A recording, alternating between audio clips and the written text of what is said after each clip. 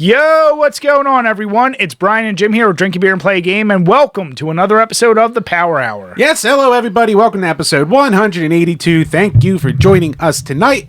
Before we get into everything, big shout out and thank you to Ryan, Donnie, and Blue from the Gamers Week podcast for joining us last week. It was a great time talking to them. Make sure to check the links in that episode, follow their stuff wherever you can, wherever podcasts are sold. Yeah, no, we really appreciate them coming on.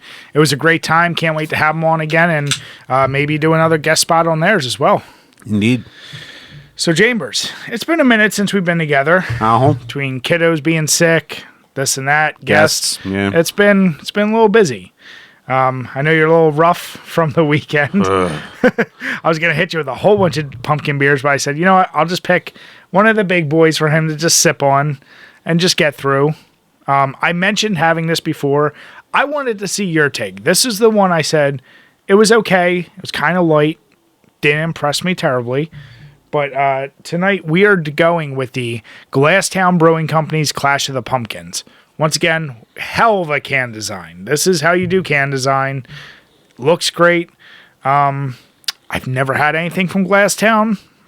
I think we talked about this. I don't even know where that is. Me neither. Might be on the thing somewhere? No, it's Jersey. Oh. I just don't know where in Jersey. Oh, yeah. I know Glassboro, but I don't know Glasstown. Ah. So, yeah, I was curious to see what is your take of this. Well, the head goes right away. I am going to be a mess to listen to this episode. I was at a wedding in D.C. over the weekend, and I was fucking goddamn a lot of drinking and a lot of fucking money spent. A lot of money spent.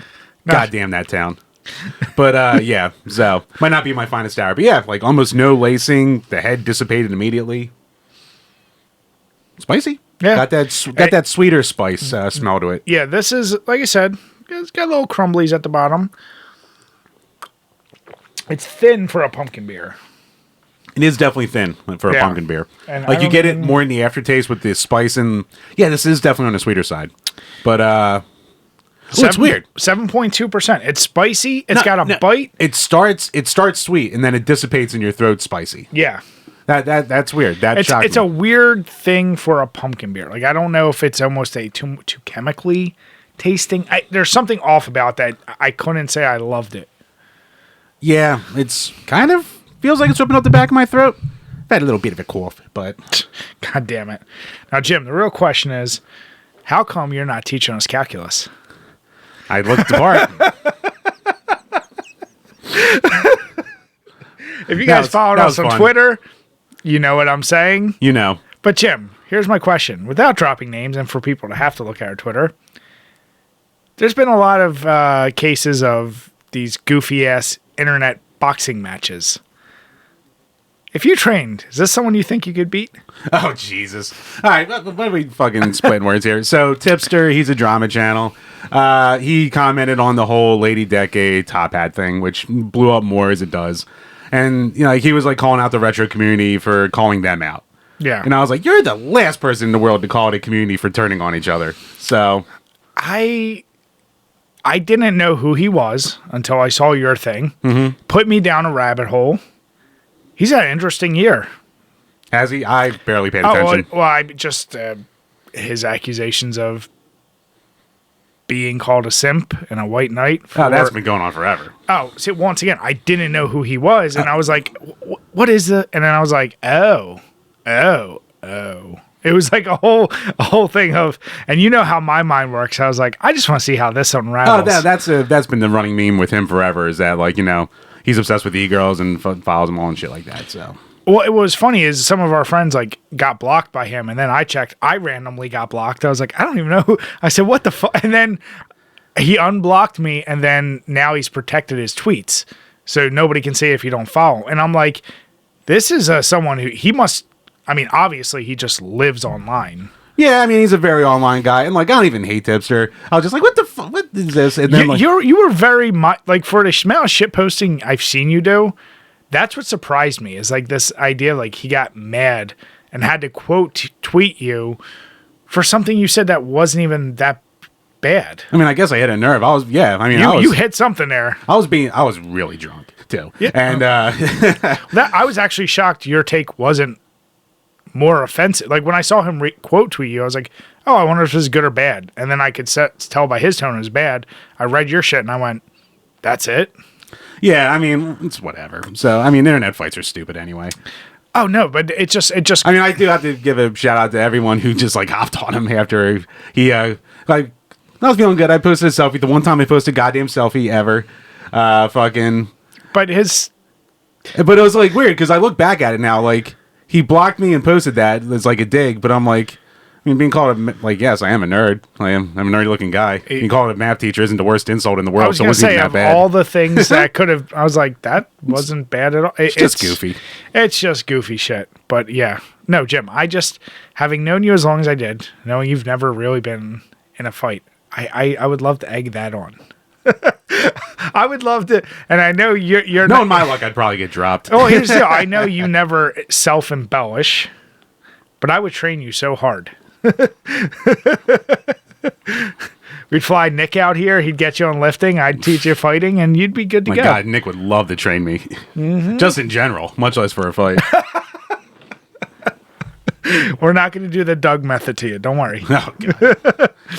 No, I had to mention. I said that just cracked me up. That gave me a little bit of like, who is this? Let me look up some stuff now. And I was like, oh boy. Yeah, it's just silly. Whatever. It is what it is. But yeah, dumb internet shit.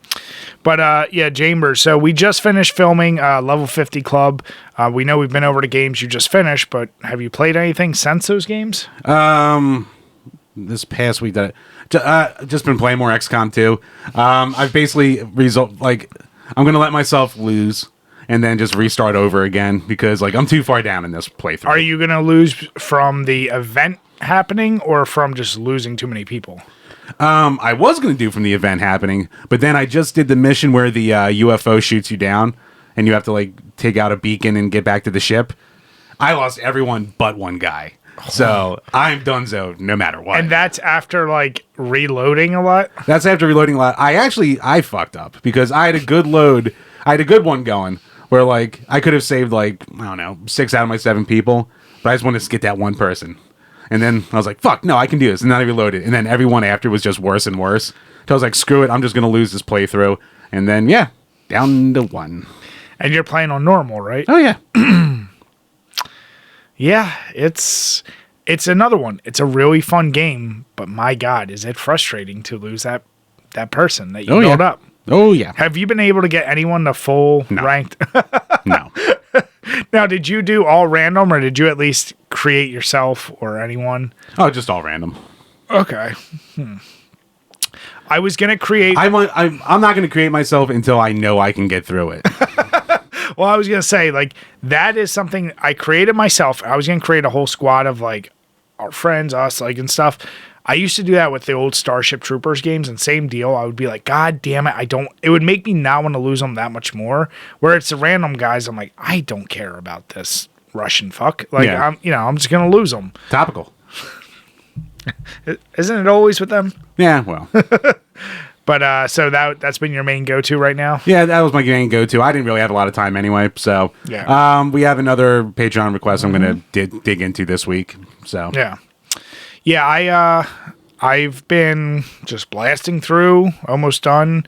Got a handful more of these puppet combo games, and then doing more of that Dead by Daylight on PC. But honestly, I've probably spent 5 hours a past week game. Like, it's been mostly editing and like it's just, not much time at all compared to what I usually would do. So it's been a busy month for sure.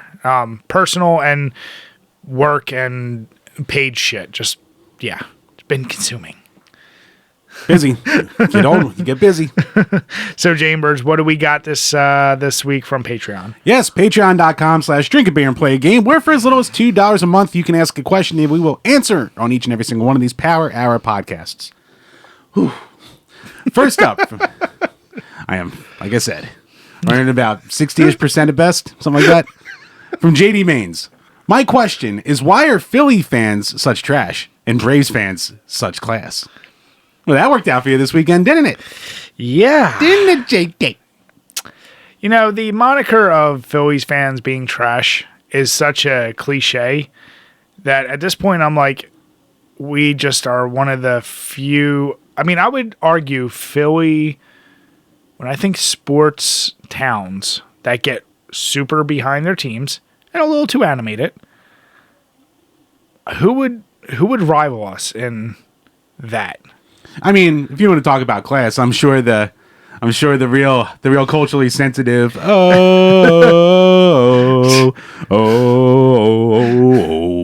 That's it's pretty good there, guys. Jim, I have to. You want to throw some shade? I'll throw some fucking shade. Jim, I have to cut that one part of you just doing that over and over. I do it to myself all the goddamn time. But JD, don't be a hater. Just get on the Philly bandwagon. You can. We won the championship last year and we lost this year. Wee! bitch. But we love you, JD. Yeah, we do. He's a good boy. Last up from Burn Retinas. Pumpkin spice is the seasonal gimmick of the fall. What's considered the flavor for you that defines the winter, be it drinks or food? Winter, for beer, it's winter warmers, but that's usually you get dark, fruity, and high alcohol content. That's what most winter warmers are, or like honeys and cherries, like with the Mad Elf. That's a tough one. I think heavy, sugary beers. And food-wise, it's kind of a mix mash because you got Thanksgiving stuff, even though a lot of shit is the same as Christmas. My other only drink, and it's going to be topical because we're going to talk about in a second, is eggnog. And I don't drink much of it. I usually reserve it for after Thanksgiving. I only have it in December. That's it.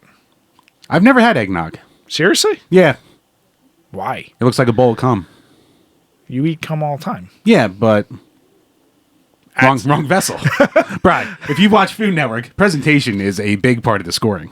You are very weird about dairy products in general, aren't you? Yeah, I'm not. That's so weird. Like, I don't like cream in my coffee. Yeah, I'm kind of weird about dairy products.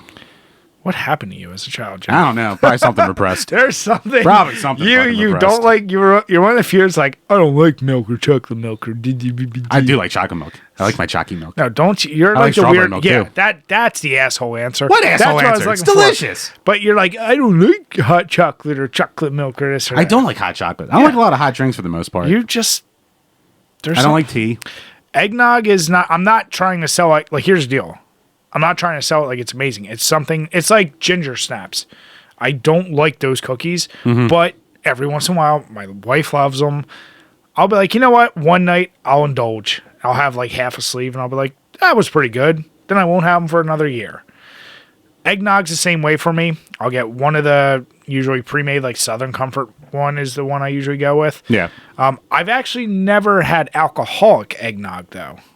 Just because nobody in my house really drank it that much other than straight eggnog, and I never wanted to go out and have to buy, I guess SoCo is what goes in it. I don't even know. Or is it rum? I don't know. Yeah, so that's the drink if we're not talking about the Christmas beers we talk about. Other than that, what would the answer be? Like sugar cookies? Like, I don't know. Like, what is a... Cranberry sauce from McCann. That's Thanksgiving, though. No, you can do it on Christmas, too. No, fuck this. The fall/winter flavor for me is the gobbler. Oh, that's a good answer. That's a good fucking answer. That's my go-to. Because you know what? That's what I get excited for. I usually do it the day after Halloween. Once that's done, I can get my first gobbler. Now, the real question. Hot gobbler, cold gobbler? Hot. But I eat my leftovers cold. So I get the best of both worlds. I normally just do cold. You don't... Yeah, why are you weird with hot foods? I don't know. You don't like the hot great... because the nice thing with the hot gobbler... The hot... Too sloppy. Oh, it's extremely messy, but you can't... That's not something you do on a lunch break. That's I'm replacing dinner tonight with a gobbler, or if you're having lunch, it's a weekend and you don't give a shit. Right. It melts the cheese. Especially once it's fucking... What do you call it? Leftoverized, and then it's all all the juices just had a chance to sink in. Yeah. But the nice thing is when it's hot, you get the cold cranberry with the melted cheese. Oh, God, now I'm getting hungry for a goddamn gobbler. Well, go to Wawa. But that's the flavor, and that's why it's better than Sheets. Haha. Yeah, that's... Now, what about drinks-wise? What is your... I know you do your winter beers. I guess Mad Elf, just because that's tradition at this point. and I only ever have it around Christmas time. Yeah, so you don't have eggnog. You don't. I was gonna say you don't. And I might have had eggnog like once, and I was like, yeah, this is weird. Yeah. What about like? You don't have hot chocolates. You don't. I know you don't drink cider, warm cider.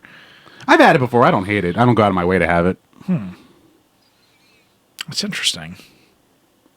Yeah, I feel like there should be something. Like I'm the type of psychopath. Like, a 10-degree day out, and I'm pulling up to iced coffee, Dunkin' Donuts, and still getting a nice coffee. So yeah, I can respect that. I just like the flavor better. God damn it. You like your things watered down. That's why you like Keystone.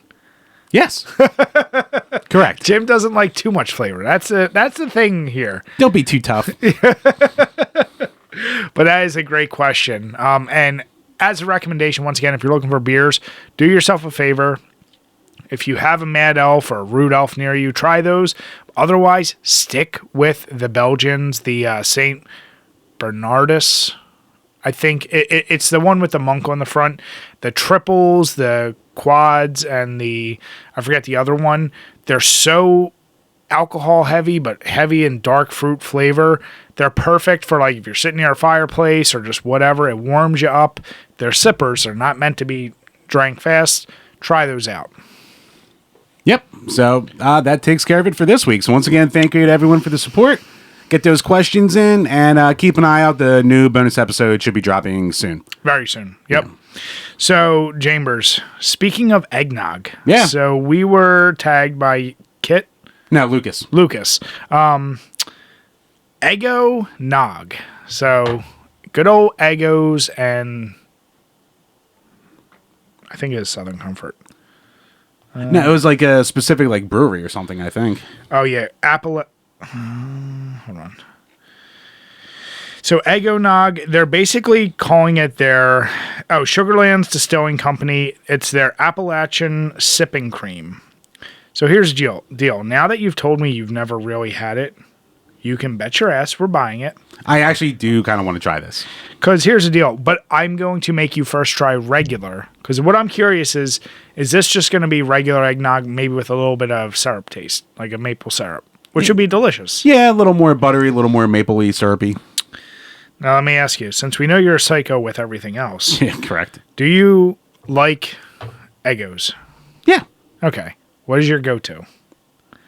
With what? Eggo waffles? Mm-hmm. I mean, for the most part in the house, we haven't had them in a while because, like, my kid kind of got, like, eggoed out. Because, like, there was a while where, like, all she ate all day, every day was waffles. That's all it was. Mm-hmm. And then one day it was a hard, nope, sick of this. So, but for the most part, we would either have, like, plain or strawberry in the house. Sometimes chocolate chip. Okay. Blueberry ones are good, too. Yeah. I mean, I would always eat the ones that she was left over. Yeah. So I was like, all right, easy breakfast for the week. Now, do you do it like a gentleman and fill every little square with a little bit of syrup? Oh, yeah. Do you also put butter on it or just syrup? I'm a just syrup guy. Sometimes if I'm home, I'll do butter. If I'm not home, I'll do just syrup. Okay, but pancakes, do you do butter? Typically, no. Psycho. Goddamn psycho. What? Look at me. Do I need more butter? Honest. Jim. I got to pick my battles. It's not a matter of need. I got so little time left. Right? It's not a matter of need. It's a matter of enjoyment. I mean, if I'm going whole hog, then yeah, I'll throw some fucking butter on there and then like put a little in between every single little stack on the pancakes here and shit like that. And the real trick with pancakes is you cut out the triangle in the center, you fill that with syrup, and then it spreads across all of them. I know about that life hack. Within. There you go. Well, learn something. Great. Now I can be fatter. Thank you, Brian. Life hacks. You're welcome. But no, this is a drink I would definitely try. I hope it's something we see near us. I would think we would. The only thing I didn't see in the article was, okay, so it's calling itself sipping cream, which that sounds disgusting. Yeah. But it is 20% alcohol. So, like this is the thing. Eggnog that's like that. Everyone knows what eggnog is, but I feel like, have you ever had coquito? Yes, I have. So that is like the Spanish eggnog that yeah. Everyone I know who makes it at home thinks they can sell that shit for $30 a bottle. Mm-hmm. And they boast that shit. And it is delicious. But it's like that coquito is something where you have like one glass of it and you're done. That's it. Yeah. Like you're both full and like you're not even gonna be like. I mean, it is really boozy. Yeah. But yeah, no, you were just like, oh, that is too much richness at once. Now, Jim, the real question is 20% alcohol. Oh. That's pretty hefty. We're gonna have to each finish a full glass. All right. So, get your drinking pants on. Well, here we go. No, but thank you, Lucas. Thank you, bud. Definitely tag us if you ever see some goofy drinks like that. If we can find them, we're gonna do them. Yeah, and that can easy bonus content. But yeah, that's actually a good idea. Ooh, you just gave me an idea. Haha, made the bottle pay for itself. But speaking of drinking, an article I tagged Jim in and I saw, and I'm a sucker for lists. I feel like everyone is. They're easy content to look at. I'm always curious, do I fall in line with them? But for Men's Journal, they put the 50 best beers in the world. And Jim had a first kind of gut shot reaction. No fucking sours.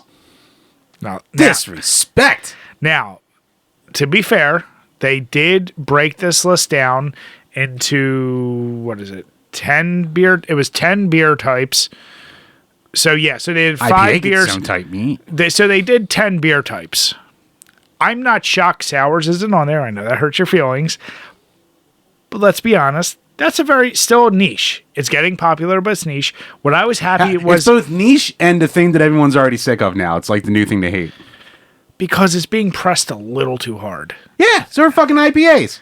Oh, well, but that's what my point was with this list. I was happy there's only one IPA category. There could have been double IPAs, this and that. Yeah, triples and all, yeah. The only thing I'm shocked at was that they had a category for pumpkin beer, and I was like, we love our pumpkin beers, obviously. Yeah. I don't know if maybe they were just trying to be topical because it's the season. I don't think you need to specify that in the best beers in the world. I also don't necessarily, I understand it because they are really popular and they're very expensive. The whiskey or bourbon barrel aged stouts. Yeah. Like you already had stouts. But all in all, it's actually a fairly decent list. Yeah, I agree. We're not going to go through every single beer. Like I said, the link is below. But it has some very standard, like what you would expect from the pumpkin beers it chose. It chose Pumpkin. It has the Elysian, the Great Pumpkin. Yep. What's like the beer you were happiest to see on there? Oh, I do know this one, hon, because it's one. Yeah, while you look it up, I'll do mine. Yeah. So I was happy to see like under stouts, like the first one they listed was the Abyss by Duchette's.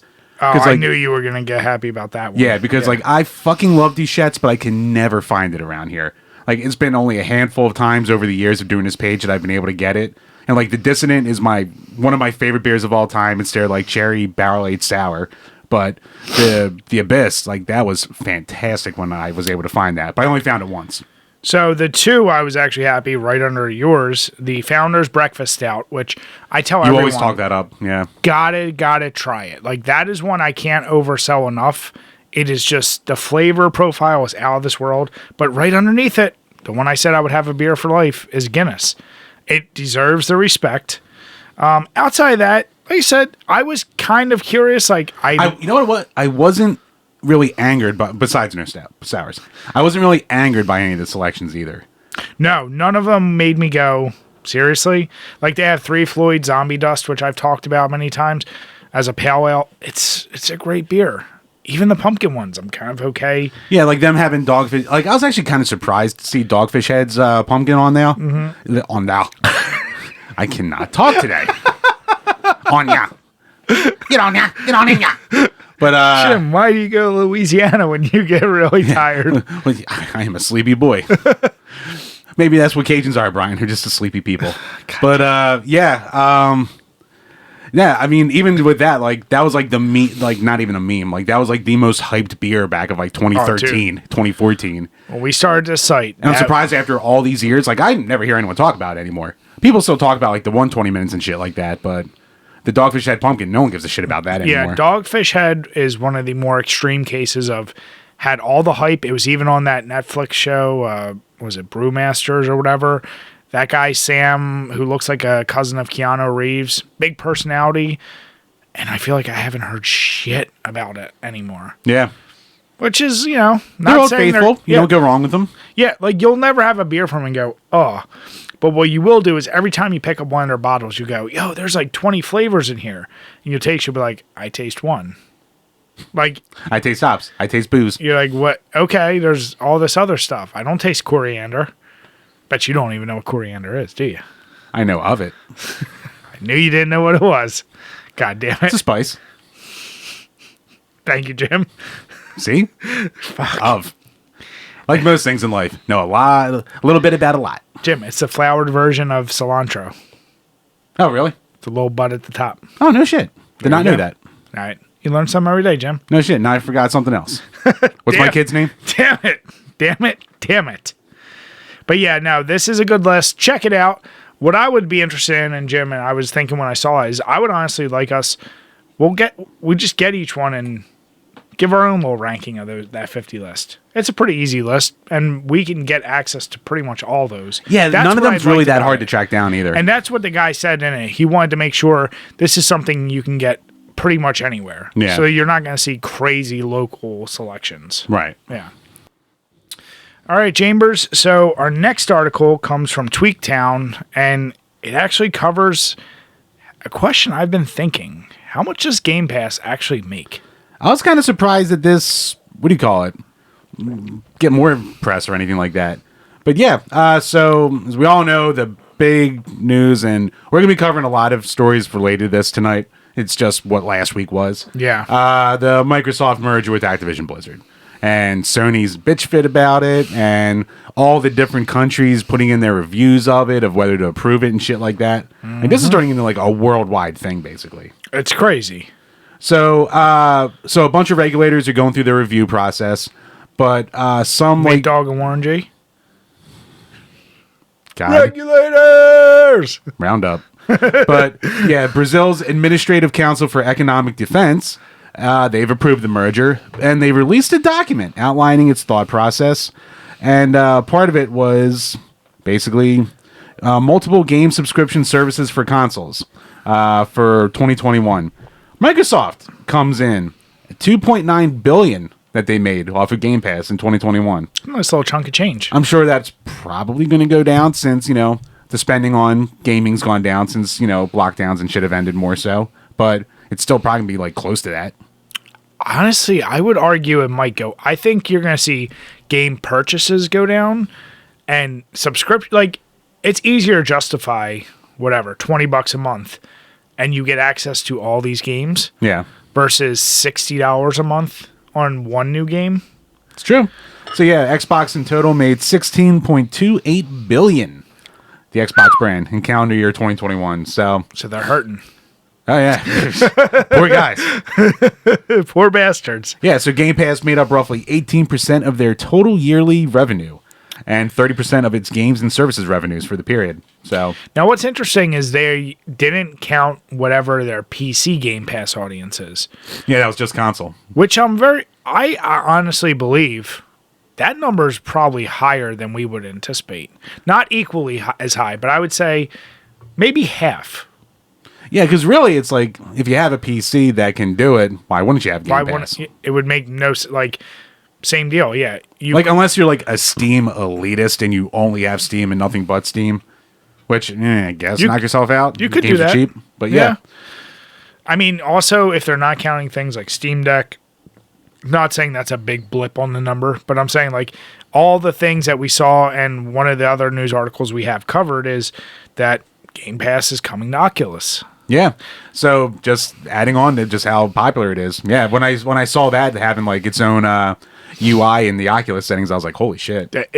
We've said many times, Microsoft at this point, now I think they will be able to keep competing because of their purchases and keep making consoles. But if they just went the route of deliver their service to phones, PCs, basically anything that can play a game, they'd make plenty of bank. Remember in the early Switch days when it was like that rumor going around that like Game Pass was coming to Switch? Like, imagine if that went through. If that with went how popular through, the fucking Switch is. Oh my God.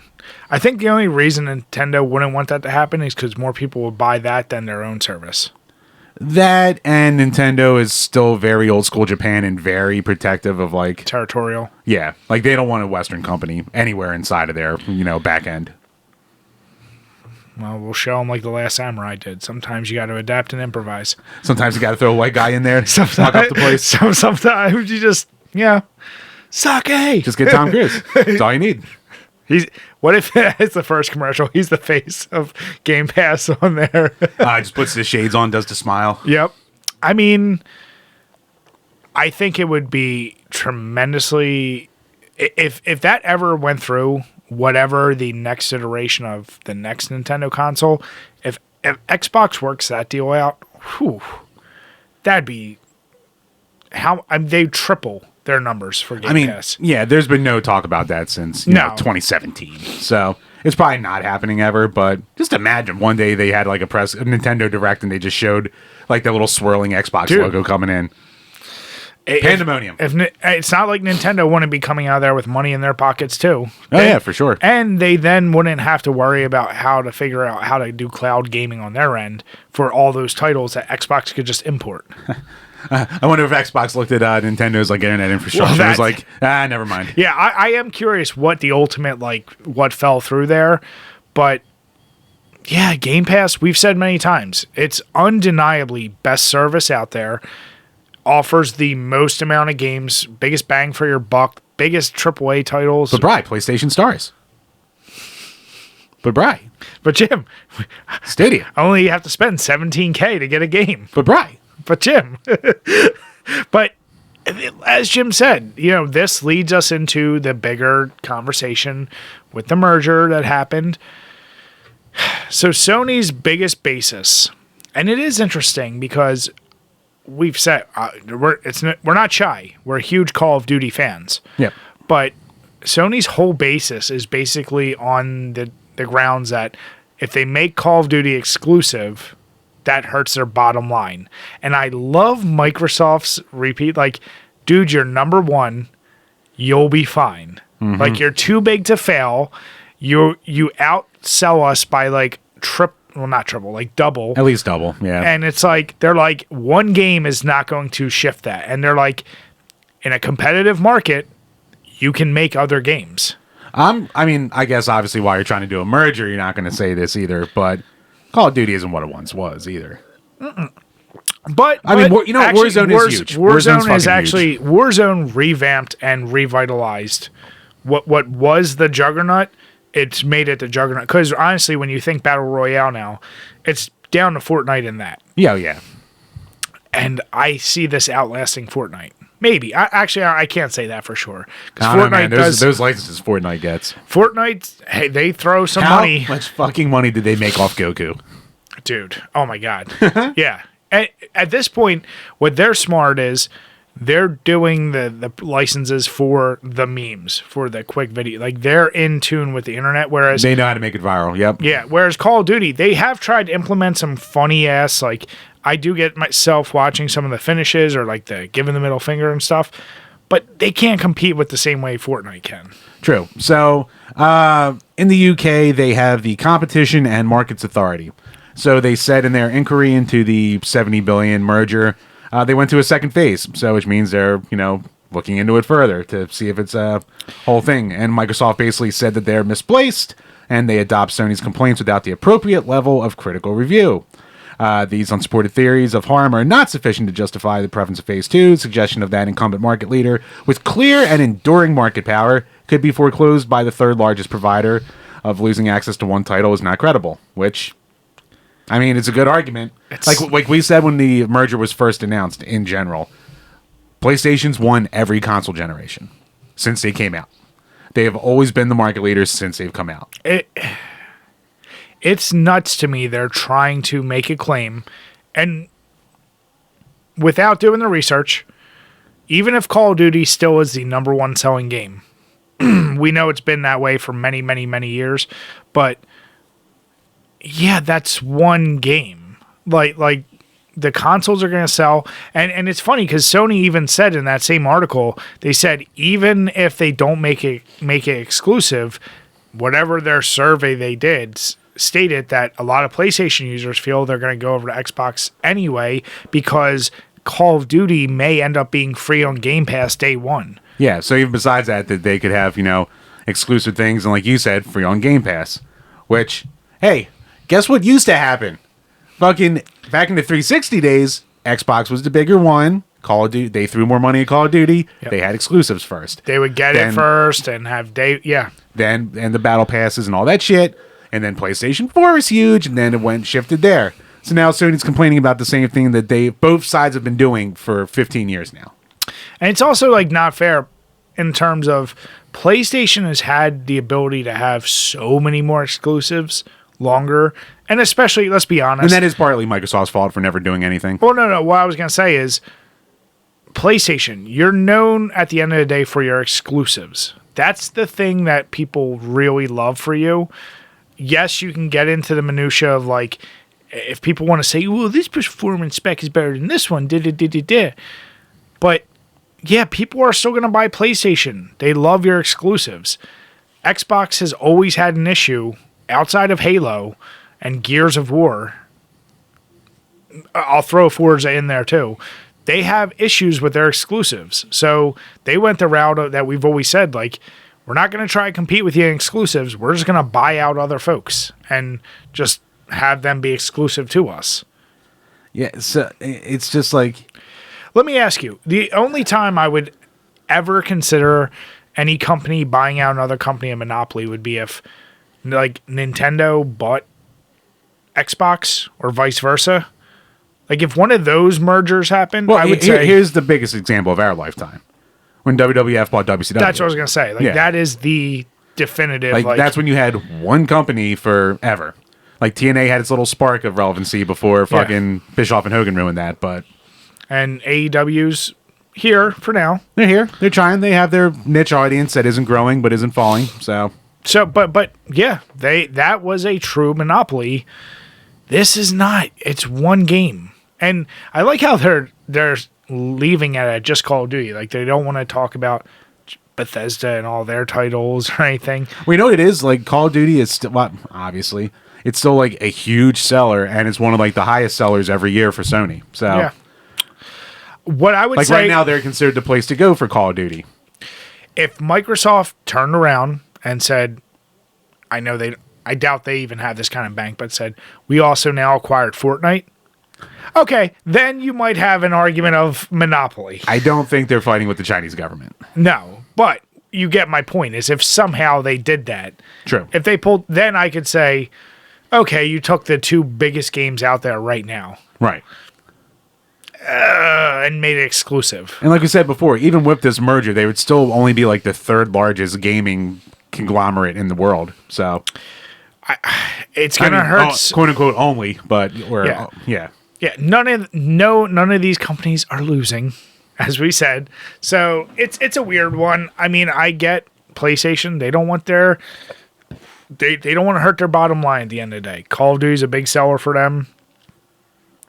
I still look at things like if somehow either one of them, Sony or Xbox, got exclusive rights to who does all the sports now, EA or 2K? Oh, it's EA. So if somebody got EA and just did exclusive, that where I would say, okay, you just monopolized the entire sports line. You just got the entire casual market. Yeah. Yeah, that would be more concerning. I don't know. Maybe PlayStation develop a shooter. Well, you know what the funny thing is, like, anytime these articles have been posted, and there are so many, like, we have 3 below if you want to read through the back and forth that they're doing, the slap fight. It's funny to hear everyone going like, how about a new Resistance? How about a new SOCOM? You have IPs. Yeah. That's always the classic thing, right? But no, we need a goddamn remake of Horizon Zero Dawn. Yeah, obviously. It's been too long. Come on, Jim. We need another Last of Us. It's not like we didn't just have a sequel come out last year. That would be silly. Come on. Oh, wait, no. This year. Jim, priorities. Just wait till Sony says, I'm going to buy Sega. And then their stocks really plummet. Oh, yeah. Good luck with that. You're just buying Atlas at this point for that. But yeah, it's something, I'm curious if it actually fully goes through, because it seems like they're countering and trying to avoid having to go that second phase. Oh yeah. But once it goes through, I think it's going to they're not going to be able to stop it. I think it's going to happen. I would love to see what the fallout is and what the actual sales numbers look like. How about this? I still can't find a fucking Xbox Series X or S, for that matter, anywhere. So yeah, I still haven't seen them. Like, if you're in the Philly area, like, you can go more central PA and you can find it, but around the cities, still can't find this shit. Still can't find shit. So worry about making some consoles first. Chip shortage. It's a little bit past that. Still falling back on that excuse. That old chestnut. All right, Chambers. So we just talked about the big juggernauts going one-on-one with each other, but there's a company we haven't talked about in a little while. We talked about them briefly a little while ago when they were either they weren't shutting down, but they were like cutting a bunch of stuff and a bunch of projects got stopped. Platinum Games. So they have been, they've been in the news in the past couple days. And luckily for us, this is fairly topical because it has happened in the past couple days. But the voice actress for Bayonetta has come out. And what's her name again? It's Helena Taylor. Yeah. So she posted a 3 or 4 part video series on Twitter, basically outlining why she's not voicing for Bayonetta 3. As she pointed out, the franchise has made over $450 million, I believe was the number. That's what she said, which I think there should be an asterisk on that. Now, I don't have the exact numbers in front of me because it's never been a big seller. Now, Nintendo flipped the bill basically to basically for the development and publishing of 2. Yeah. And basically had the exclusive rights to it almost at this point for the franchise. So maybe everything was basically considered profit from all the reselling that they've been doing of it. Because they put it all to the Switch, like both games. Here's the deal. As you're saying that, I heard that number. I said, it seems high. But here's my question is, I know a lot of people love it. Are they somehow maybe including funds that they got because of Smash? Like if they got a little throwback for having the character in there? Maybe. I mean, I think it's definitely a good, Smash has always been good marketing. Yeah. And people freaked out when she showed up in there for Smash Ultimate. And I know, and like I said. And that's the thing where it's like, oh, this game's arrived. Like, if Nintendo's flipping the bill for publishing these games, of course they're going to try and build up the character like it's a big deal. Of course. Bigger than it's ever been. But I also go, I've never personally played the games. Everyone I know who's ever played them, loved them, says they're great games. Not denying that. But yeah, $450 million, it doesn't matter. That putting all that aside. Let's just say it is real. Let's say it's a real number. She basically said that in negotiations for this third installment, they offered her in her final negotiations $4,000, which she turned down. And once again, she is the voice of, it's not like she's a side character. She's Bayonetta. And for the entire game, 4K. Which I forget if that was the offer from either Nintendo directly or Platinum Games. Maybe both. Yeah. And Bayonetta is, to put it out there, it's a non-unionized project. Because, I was talking to a lot of people, or, a couple friends who are, real interested in voice acting and shit like that. Mm-hmm. And they were basically kind of breaking down about, voice acting, and there is a union, but it's, extremely weak, and very, very few games are, done as union jobs. So that's why, mostly everyone has to go to the non-union jobs. And, the biggest... And it's also kind of, if I remember correctly, I'm probably wrong, but it was something along the lines of the typical union payout is close to $500 for a 4-hour span. Okay. Of time. So obviously doing all the voicing for a full game like this, it would probably come out to way more than goddamn.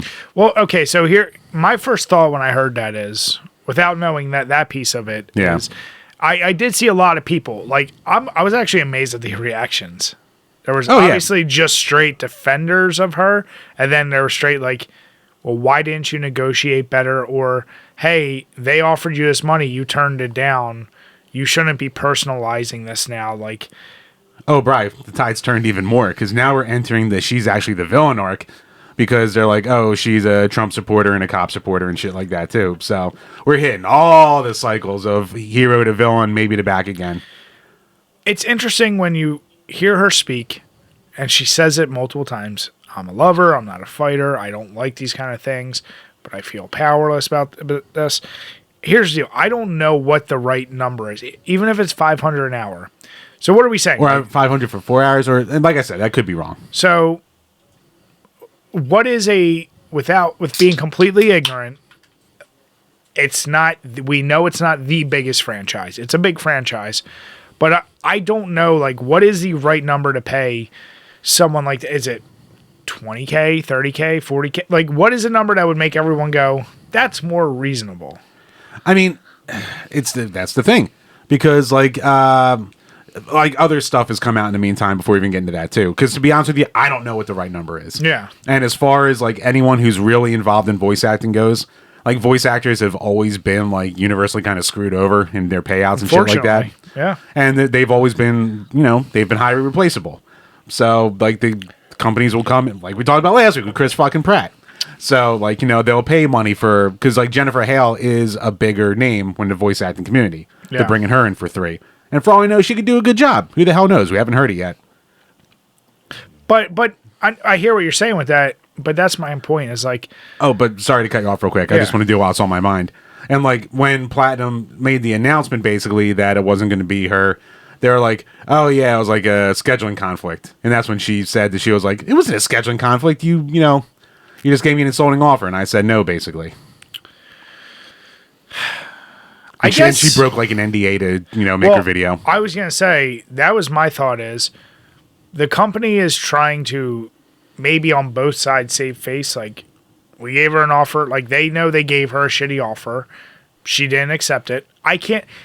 What I can't imagine is if that is the final number, what the hell was her I would hope if she's a professional in that sense, she has an agent or something that she fired for not doing a better job. I think what's basically the running theory is that they just wanted to get rid of her anyway. So they gave her an insulting offer, so she was the one who turned it down. Which, here's my thing. If that is the case, obviously, as a company, for liability's sake, you can't say that. So you have to give a competitive offer. But, man, like, this is the shitty part about Twitter and things like, you always want to be like, I want to be heard, I want to be a victim. But like you said, she broke an NDA now. Right or wrong, she's now tarnished her reputation. Like, other companies are going to go, why would I want to work with it? We see it in the NFL all the time. Especially for how non-protected voice actors are too. That's what sucks. So she could have potentially just, it's a gamble. She could have just killed her entire career. It sucks. I think that it does sound insultingly low, given it's Nintendo and Platinum behind it. But as you said, if there's a story we don't know, maybe they want to get rid of her because, like you said, is she a liability to them? I don't think it's politics because no one talked about that until people really started digging into her. So, I don't think that was publicly known. Maybe it is. I don't know. I don't follow voice actors. I just think, for whatever reason it just seems like they just wanted someone else. Now, there's a thing to be said, she is the voice of Bayonetta. Like, she's the character. I guess. Like you, I've never played a Bayonetta, so at the end of the day, I don't really care. But, and I'm probably not going to buy it anyway anytime soon. But I also think this is one of those things that's also blowing up into a huge, I'm going to, be on the right side of history and boycott the game and shit like that. And then they're still going to buy it on the back end anyway. Well, that's the joke is I love the amount of people posting like, here's my cancellation email. Excuse me. Like you said, how do we know that person doesn't buy it secondhand or this or like, I don't know. The fake, I'm supporting you. Right. That bothers me. And what bothers me more is the people who would have never talked about her, cared about her, the bigger. I'm not talking about the average Joe Blow who's like, oh, that sucks. Like, I really liked your voice. If they're sincere, like, I don't want to support it now. Cool. Right. But the bigger ones that just need to get the reaction out there and say, I'm in support of voice actors. No, the fuck you're not. Yeah. You are not at all. A perfect, the same way, I would say much bigger, is the whole thing going on. I can't say her name to save my life. The big blow up with the the Twitch stream, Amaranth. Oh, Is yeah. that her name? Omer? I don't know how to But fucking... either way, I saw that too, blowing up my Twitter, and I'm like, what the fuck is it? And same deal. There's mostly all support. Then there's the weird ones that like are saying like it's her fault. And there's this weird dichotomy of like, why would you want to be on either side of this argument? Oh, as soon as I saw this, I was like, I am not saying Stay in your fucking lane is all I'm saying. Like, you don't need to have an opinion on everything that comes across your timeline. Yes, you do. You don't. You need updates. No, you don't. Right. Society as a whole. Unless you have big glasses. We talk about China And your name rhymes with hipster. Oh, Jesus. See what I did there? Yes, thank you, Brian. I'm just saying, like, just like when who was that dude that revealed his face? Everyone made a big shit about that. Fucking Dream. I don't even know who that is. He's like one of the biggest Minecraft YouTubers out there. Like, why do you need to have an opinion about that? You don't. I promise you, you don't. Because you have to... I mean, here, it's a good trick that a lot of the big names do. They just go to the trending page and scroll down and have something that they can make an opinion on. Of course. But it's like, can't you see? I don't know. I should do it more. Jim? I can't pretend to care that much. Yeah, I was going to say. I don't have the time. Yeah, but no, this particular case, like a lot of these, this false, we're supporting you. If you truly are supporting her, that's great. But if you're going to make a video like that, potentially ruin your career, you better have a squeaky clean backstory. Yep. And not even saying whatever she did was actually wrong in terms of she supports police. Like, that's not actually a bad thing. But in her world, it is. Like, who her audience is, know your audience. Know that's not probably going to go over well. Yeah. Well, there's also the thing between, like, supporting police and then being, like, the hardcore Blue Lives Matter people, too. So that's a whole different argument. And I don't know what she is on either one of those, but I'm just saying, like, yeah, you better be as a neutral of a human if you want to cry for support. So you can't be blasted by one of the... I mean, you know, you can be fuck it, dude. Like, you can be as squeaky clean as possible. People will find something. No one's that good. No one's that perfect. It doesn't matter being perfect, but like if you take a crazy stance, like I saw what's her face from The Office. What, Mindy Kaling? Yeah, getting shit because she like retweeted like J.K. Rowling's something. Yeah. Or I don't even know if she retweeted. I think she just liked tweets. Something like that. But I'm like, you gotta know your audience, especially her. That like, did you think that wasn't gonna get backlash? Yeah. Like, I don't know. I see shit like that and I go, was it done on purpose to get some kind of attention for your new that's show? The other thing is how many things are attention grabbers. Listen, I think 4K is an insulting number, but Jim pointed out something good I never even considered. Honestly, that happens a lot in businesses. They purposely lowball the shit out of you, say, we don't want you, but we can't fire you. Yeah. And another thing that's like kind of universally been criticized about her videos is like she kind of threw shade at Jennifer Hale, who was the one who got not good. Yeah, who was the one who got offered the job. So she got shit on by a lot of people on Twitter to the point when she had to put out like a very blanket statement saying, I wasn't aware of this. Like, I'm on an NDA, so I can't say shit anyway. Maybe give the game a shot. So it's still a thing where a lot of people worked on it. Now, granted, the developers have already been paid at this point, as far as I know. I don't know what the contracts are, but... Is there any game you play that you care if a voice actor changed? Me, personally, I don't give a shit. I don't care. And this is not a knock on voice, especially for video games. Like, I think the only... I mean, maybe the closest I would care is if they change, like, Master Chief's voice. But even then, like, tough, gravelly guy could probably work either way. Like, I didn't play enough Metal Gear Solid that, like, I didn't care when, they brought in Kiefer Sutherland instead of David Hayter. So I know that was an uproar and shit like that. Like, I get it a little more when you have, like, a show. But unless you have excessive talking, and the talking is the point, like, I don't know. It's weird. I mean, voice acting is kind of a shit industry, and and it's not like the biggest names out there ever turn down jobs because they're not like paying enough to the little guy to boost them up. No. So like they can talk a big game, but at the end of the day, money talks and they take the jobs. So you're not going to get support from like the top percent. No. So you're kind of left on your own devices. So I don't know. It's something I'm glad I'm not have to deal with. Jim, aren't you on SpongeBob SquarePants? SpongeBob. Probably sound like I'm even more this week. Jesus Christ. No, but it's one of those things. Obvious. I think this one more than anything, nothing will come from it. But is this going to be in our case? Everyone's up in arms, and then it sells well. What if this is the best-selling one because of all this bullshit? That would be some shit. What if she secretly has stocks on the back end? 5D chess move right there. Yeah, like I said, I do feel bad for voice actors if they don't have unions, if they are treated like shit. I do feel bad. It's not an easy, no job is an easy job. But, man, I hope she didn't burn so many bridges she can't get other work.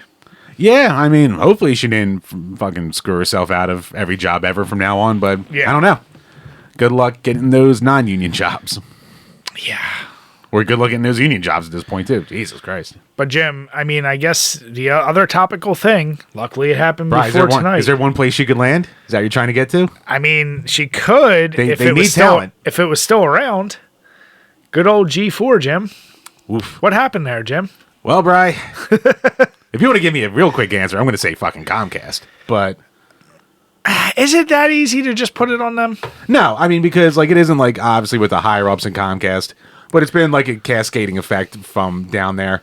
Because like a big wig at Comcast was the one who was responsible for bringing back G4 originally. Mm-hmm. They wanted to put their all into it. He was actually the guy who was going to be behind the esports center. Oh, okay. In Philadelphia, and that got canceled. That is canceled? Yeah, I saw an article because when I was on the Monday Night Grift, like when I was looking shit up about him, I was like, oh shit, they canceled the esports arena for the Fusion. Shit, yeah. Oh, that sucks. Well, I guess, I don't know. Do you really think it would have sold out 3,000, 5,000 also, people? I didn't need more traffic around that area anyway. Yeah, I'd rather have the parking spots, to be honest. Yeah. And I thought for a while they were going to be building it inside the casino down there, but guess not. But yeah, here's the deal. Did you ever watch G4? Not a lot. I never watched it really on my own outside of Ninja Warrior. And anytime I would ever watch either Attack of the Show or X-Play was when I would be like hanging out over a buddy's house who would watch it. And shit like that. And we're talking about like in 2007. And like we're just like sitting around smoking weed and watching a video game show. And also we're watching it more for Olivia Munn and Morgan Webb than we were for like the actual host and what was going on. Well, that's what I was going to say is as gamers, I can think of that short time where YouTube wasn't anywhere near what it is today. So you didn't really have great avenues to watch games online. Right. Or to see trailers or game news and interviews and shit. So it's like, okay, things like Spike, I think, had some video game shit. G4. Like, there were a few channels where you go, oh, okay, this is something. Even then, I'll be honest, I didn't watch any of it. And obviously, we love Shadow Gaming. I feel like this was something that was bound to fail. It was a terrible idea from the start to bring it back. Yeah. Completely unnecessary. But what I found interesting, and I didn't know, like, so you have people like you who are all of a sudden saying, like, it could be Comcast or whatever. And then I found this whole contingent there, like, basically saying this person who was on there, what's her name, Frosk? Oh, the fucking Frosk rant. Yeah, we never got around to that on this on the podcast. Well, it's being highlighted extra now that G4's dead, and they're kind of pointing fingers that that's her fault, which... It's really not just her fault. It didn't help, but it's definitely not just her fault. Because I don't know if you knew the story behind it, like, she was just supposed to do, like, it was, one of the shows, and she was supposed to do a little blurb about God of War. And then she decided to go off script and did her little rant about, sexism in gaming and shit like that. Which is an argument, whatever you want to make there, but... Is there? And now, no. Question, reality. Careful. The history of gaming. Absolutely. Right. The current state of gaming. I mean, it's probably still there. I mean, who is that one that was a complete joke that, like, scam people out that used to make things of like sexism in gaming. She was a name for a little... Oh, fucking Sarkeesian. Yeah. She died off... All the Gamergate people and shit like that. Whole thing. I mean, but it's one of those deals where I'm not even saying like, yeah, I don't think it's fair to say women, yeah, it's definitely not fair to say one rant killed the network. But it's not good to attack your new audience when you're like 2 months into building a new thing too. The only stupid thing of that whole thing, I'm fine with, like, and I read her point of it is like they claim like the whole purpose that they hired her was for shit like that, right? And that they'd support her, and then they didn't support her when there was backlash.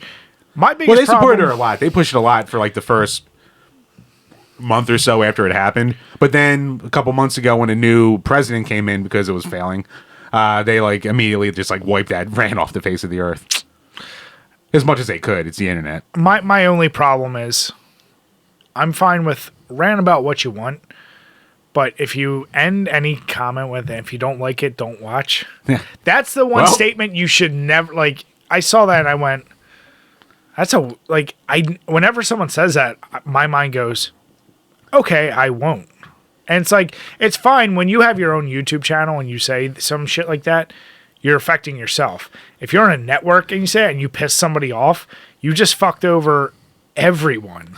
Fucking while that was going on, like they had, because it was a roundtable show, and fucking poor Gerard the completionist is sitting there just with a face on his look of like, this is happening right now. He's like, hey, don't do that. Yeah. And at the end, he's like, yeah. He's like, oh no.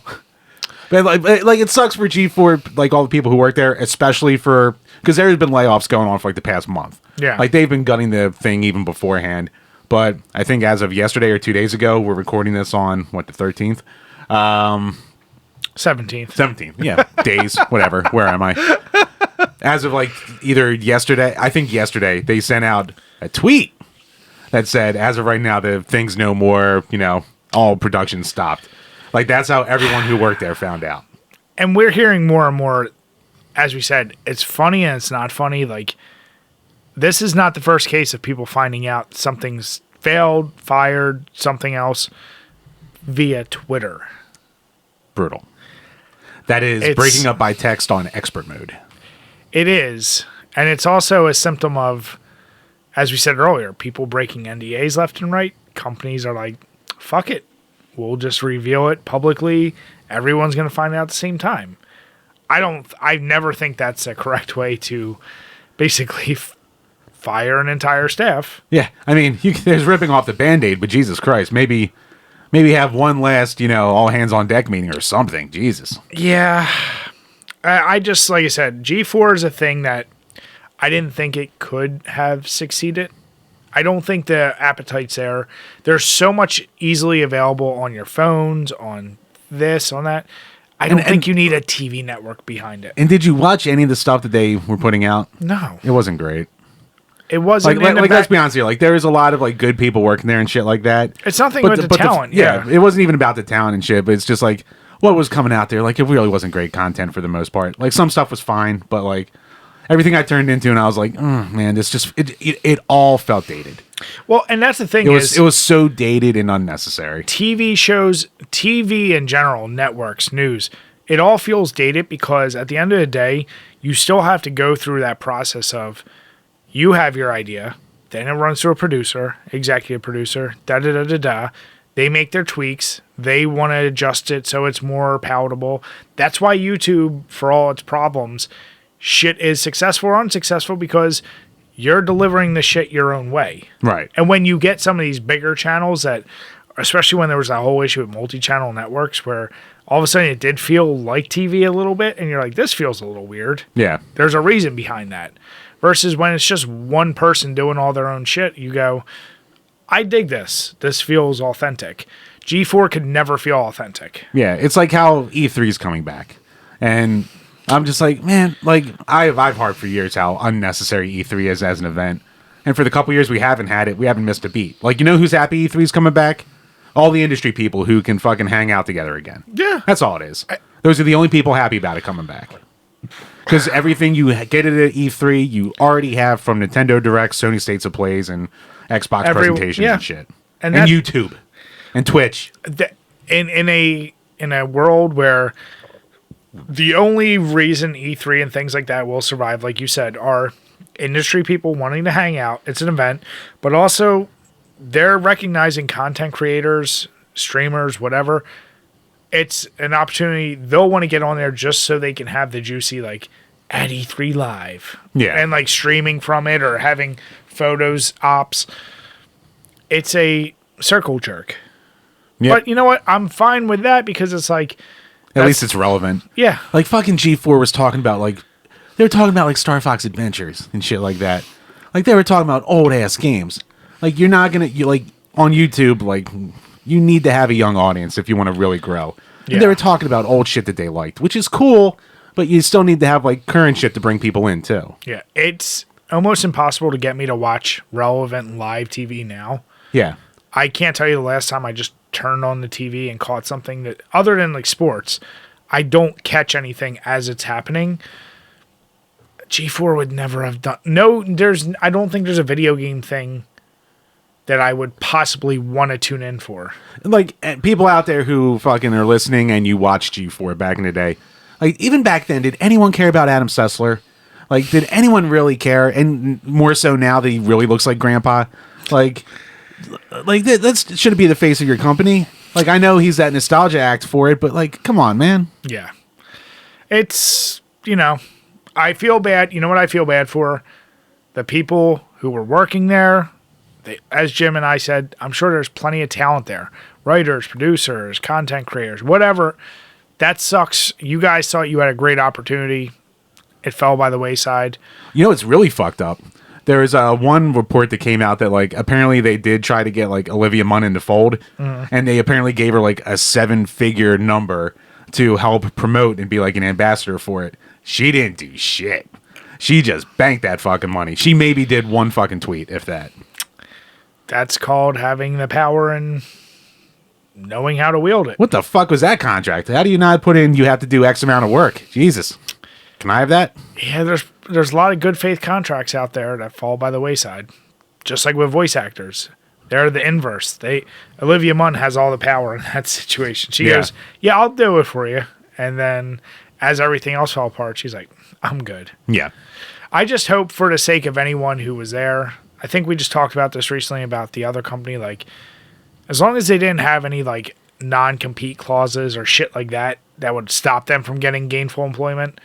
I think if you close down, you have to absolve all that. I don't think there really was that because, like, all the YouTubers who were, like, a part of it, like, they were still running their own YouTube channels on the side, too. Yeah. But even them, they probably had certain contracts that was like, promote this so many times. Probably. If you want to come on. So. Yeah. Yeah. And, like, that, like, they had just even recently, like, had kind of like a contest where it's like, submit your show idea or video to G4. So a lot of people put a lot of work into this thing to try and get on a network that they loved.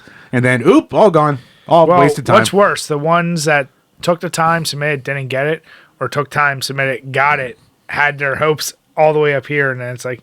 Oh, definitely the latter. Yeah. Anyone who was actively actually involved in it. That would suck all the dicks. Yep.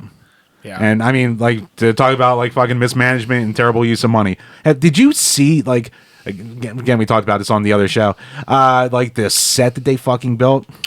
They built this massive set out of a warehouse and shit like that with multiple rooms and, like, kind of poorly lit areas and shit like that. Like, it didn't look good, anything that was there.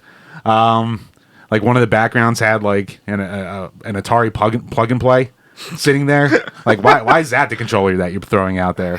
So it was just such a bizarre, such a waste of, like, you literally needed a table and a green screen.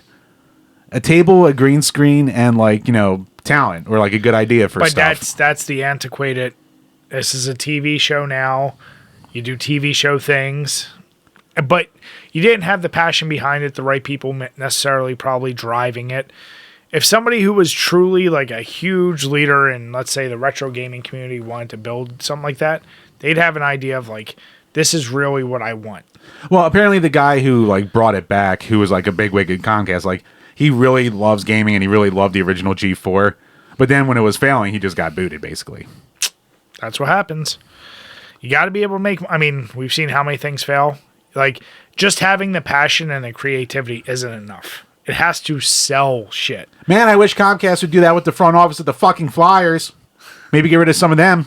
Maybe fire fucking Paul Holmgren and stop giving him a goddamn job for life. Jim. Or any goddamn shit dick player who's on the fucking fourth line. Oh, let's make him front office. Oh, he has an eye for talent. Does he? Is he really a coach? Right now, we are in the best moment of Philly sports history. Of recent. In general. I mean, yeah, we're going to the NLCS. That's really cool. Eagles are 6-0. That's really cool. We're riding a high right now. I'm like, just appreciate the high for this very brief moment. I am appreciating that high. It's a very good high. This is a good moment. This is also Flyers are undefeated somehow. So I'm just saying they're already going to fuck up my. Luckily I don't have any money to gamble with because I would have done like an over under on wins at like 20 wins before the season. I was like, they're going to be awful. All I'm saying is for this moment in time, just appreciate it. I'm appreciating. That's all. It's very nice. I don't care about the Union, but they're doing well too. Are they? I couldn't have even told you that. They're doing great too. But there you go. That's why I said in Philly sports history, there's never been a moment when all of our teams are doing well at the same moment. It's been a long ass time. Yeah. Like the early 2010s, like every team was like good at once, basically. But not as good as right this second. In theory. I'm just saying. So, with that, guys, we want to say thank you all so much. Make sure if you have any thoughts on G4 and what's been going on, I'm very curious to hear. Is this something you're going to miss? Is it something you wish would have succeeded? Or did you know it was going to fail at the end of the day? So, Chambers, what'd you think of this pumpkin one? It's like you said, it's a weird one. Yeah. Because, like, when you think pumpkin beer, like, honestly, this is one you should give to people who don't like pumpkin beers. Because it's so light. Yeah. Like, you still get a lot of spice and shit like that, but, like, once you're halfway through, like, the spice kick kind of, you don't even notice it as much anymore. And it's just, like, a really easy sipper. So, like, I enjoyed it. Like, I don't know if it would be ever a go-to pumpkin beer for me. Like, if I want a pumpkin beer, I want a pumpkin beer. Yeah. But as far as just, like, an all-around beer goes with, like, some pumpkin spice in it, pretty fucking good. Pretty good, yeah.